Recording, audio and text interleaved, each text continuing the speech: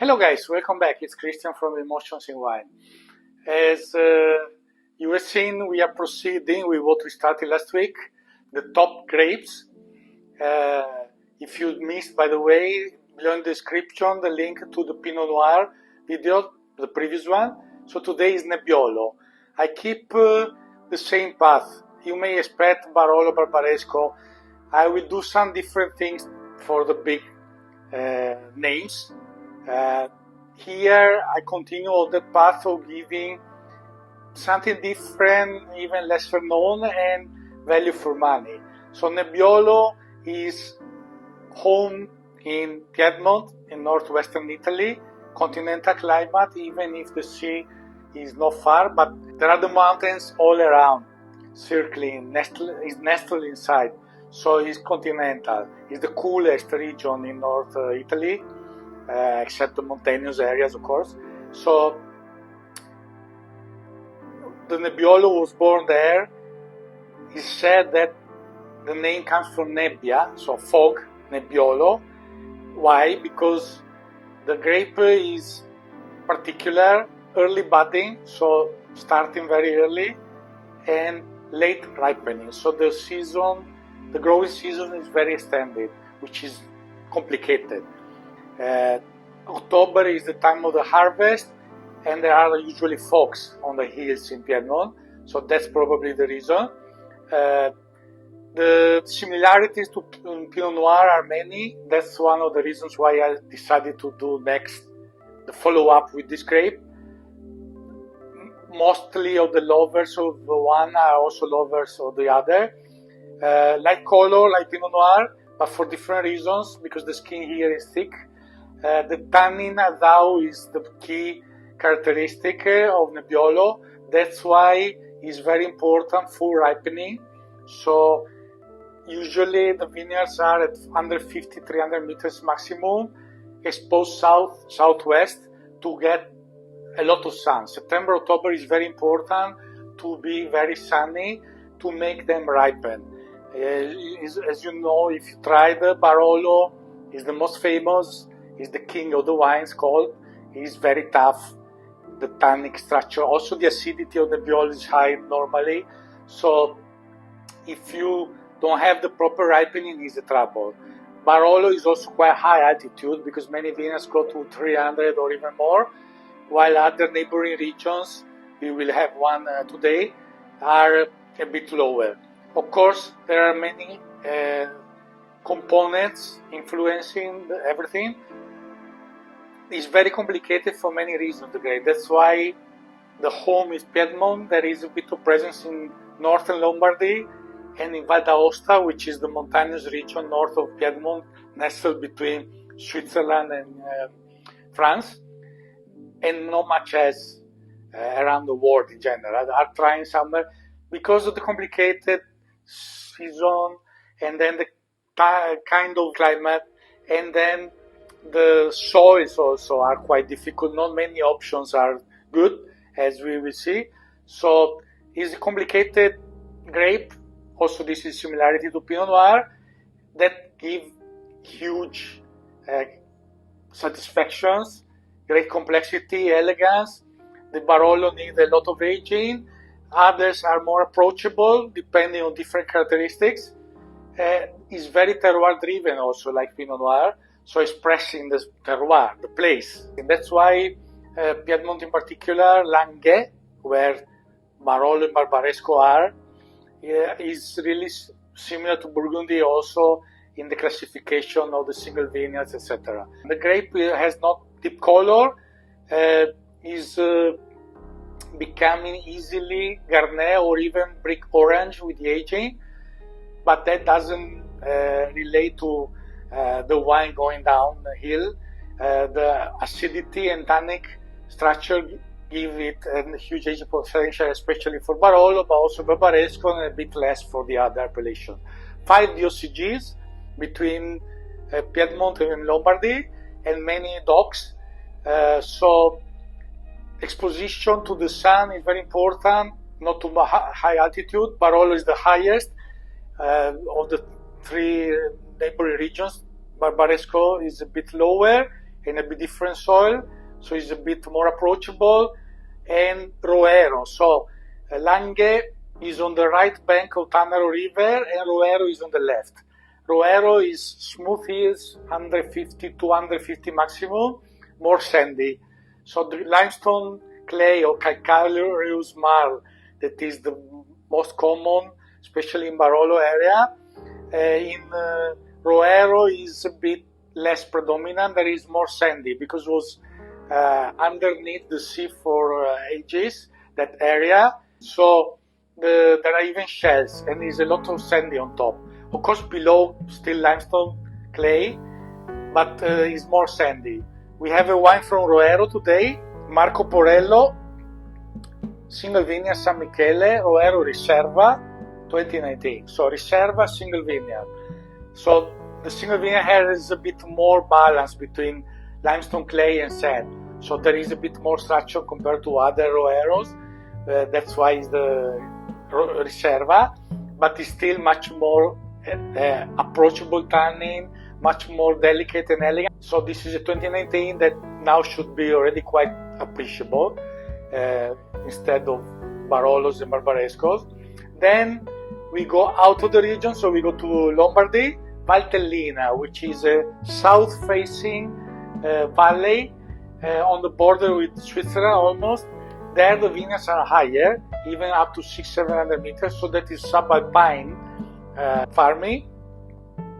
But being that exposed, being the valley with the river, can be very hot, like some other regions in the north of Piedmont. Similarities, some subalpine, different soils that we will see later, but they can still have the hot from the sun, even retained overnight by the rocky soil, so that helps to get maturity, and of course they are less tannic, also because of the soil composition. Majority of these have more sandy topsoil, but there is gneiss in Valtellina or other similar rocky soils, even a bit of volcanic in the north of Piedmont. So Valtellina we have Mamete Prevostini winery, Sassella, the OCG. Marena is the name, 2019 also this one. So Sassella is one of the sub-regions of Valtellina, and Sassella is the most famous of all. Marena is just the name of the wine. Both wineries that I know a bit, but I never tried these two wines. So let's start to pour.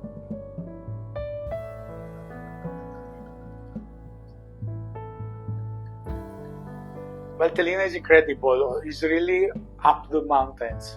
Steep terraces built with walls, stone walls, very tiny pieces of land with the vineyards on top.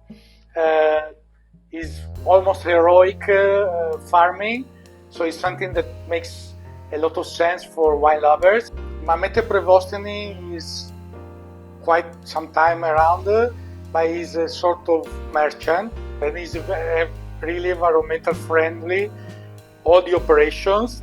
So that soil with those gneiss rocks and then the sandy surface, and then that's sunny exposure help to get good ripening, gentle tannin, more approachable wine that of course can age less and has less complexity overall, but the elegance is usually a key point. So the color, maybe you can see they are both Garnet clearly and quite light, not intense at all. So very typical Nebbiolo, similar color as said, both 2019. Touch more intense Garnet on the Valtellina. So Marena means Amarena in Italian, which is in English I'm not sure if it's red cherry or which one. Anyway, a type of cherry specific. So that is a key characteristic of this wine. Clearly, no doubt about it. So the general character of Nebbiolo has violet rose, some fruit but not that much. Then can develop easily tar, with time earthy mushroom, and a lot of other things. Then of course the spicy from oak, even if majority use a bigger oak. So here we have bigger oaks. It's not specified the age, but I guess used, and 10-12 days of skin contact, so maceration, so they extract less. Both of them bigger cask and about 10-12 days of skin contact, so not that long. So that makes even lighter color and less extracted wines, so even more on the elegant. Okay, mineral indeed, and a sort of other red fruit in strawberry, and a touch of spicy. Elegant. Discrete complexity. So far the bottles are open an hour and a half, something like that. I will do next day tasting, so you will see in the end the tomorrow session.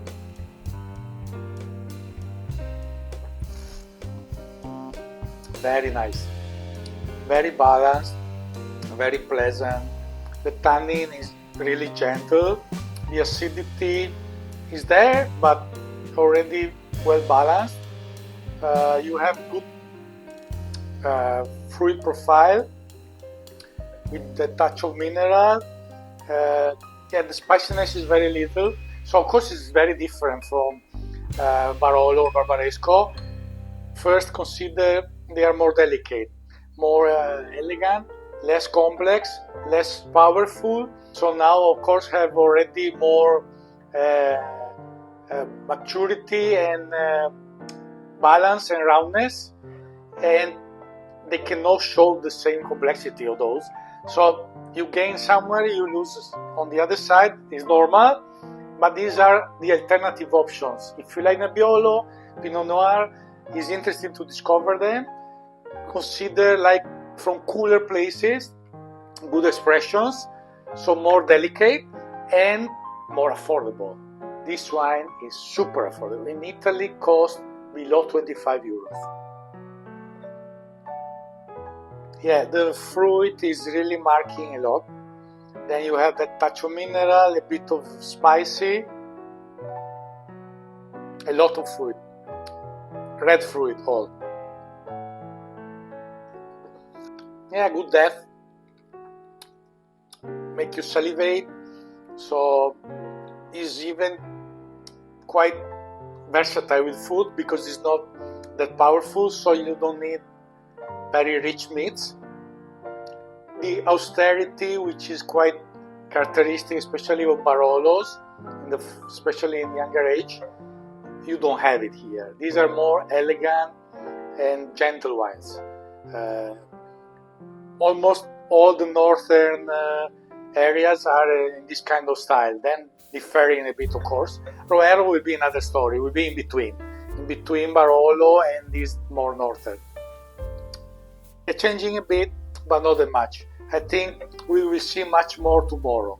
So let's go to Marco Porello, Roero, Riserva, San Michele, 2019.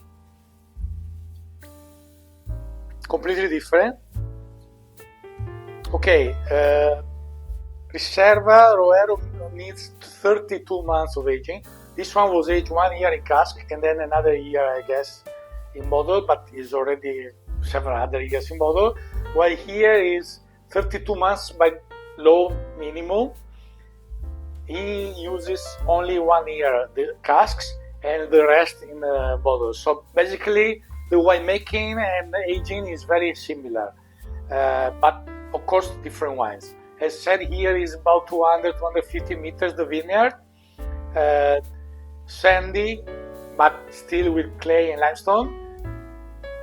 Here you have a bit of fruit, but there is more the classic Nebbiolo notes. A bit of floral, some spicy since beginning. He doesn't mention either about the cask, so I assume they are not new, but he's talking about tonneau, so those may give a bit more influence. Elegant, more complex than the other, first impact. This is also very worth. This is Roero, which is quite famous, not like Barolo Barbaresco, but still. And this is still below 30 euros. In Italy, about 28. And is quite aged and is a Riserva single vineyard. A hint of earthy, going on that direction already. Maybe even mushrooms.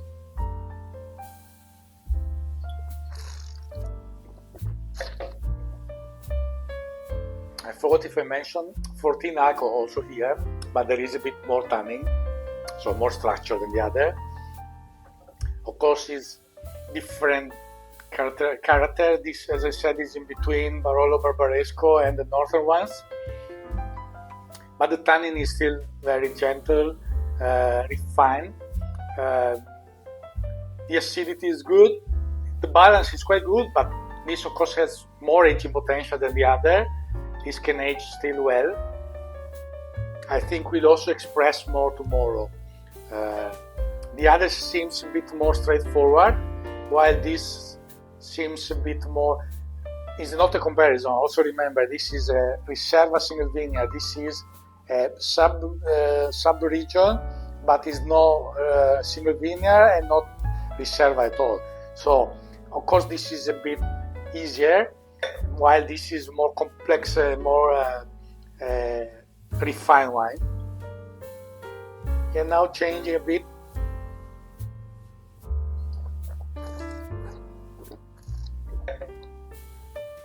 Changing but slowly. Yeah, this needs food clearly. The tannin and the acidity is still relevant, so it's not fully balanced. So we'll see more in tomorrow's tasting. So back we are, 24 hours later. I pour again. The Mamete Prevostini Sassella and Marco Porello Roero Riserva San Michele, both 2019. Already overnight I saw difference. Of course they evolved. Consider not Roero but Valtellina and the other northern regions nowadays have the advantage of the temperature rising, especially during the summers. So that helps them to have and to become even more trendy in the last 10-20 years. They get a bit more maturity than in the past. So the acidity is very good, but they are more mature. I remember 20 years ago, some vintages were still very tough. It changed, still not having huge complexity, but a nice complexity as hinted yesterday, the Valtellina Sassella. A bit more herbal notes and some earthy, a bit more tertiary notes also here. Still with the focus of the fruit, the minerality, a bit of ethereal also.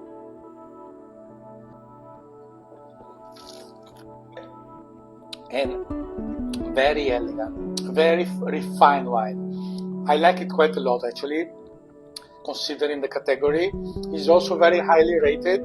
It's just not that complex, but it's a very nice wine and approachable,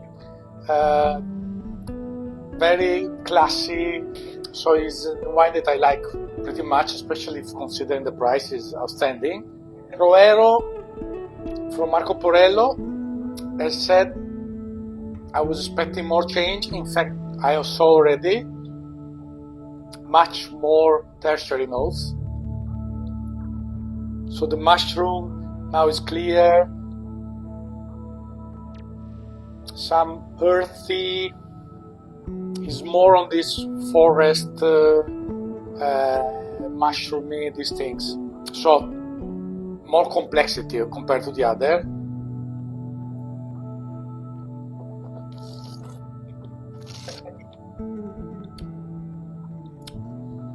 On the palate, showing still the fruit, touch of minerality, good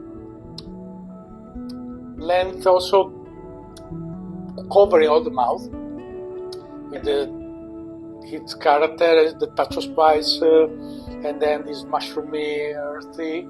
So it's nice. It's nice, but I can say I would have expected a bit more from this. So if I have to say, I'm more impressed from the first.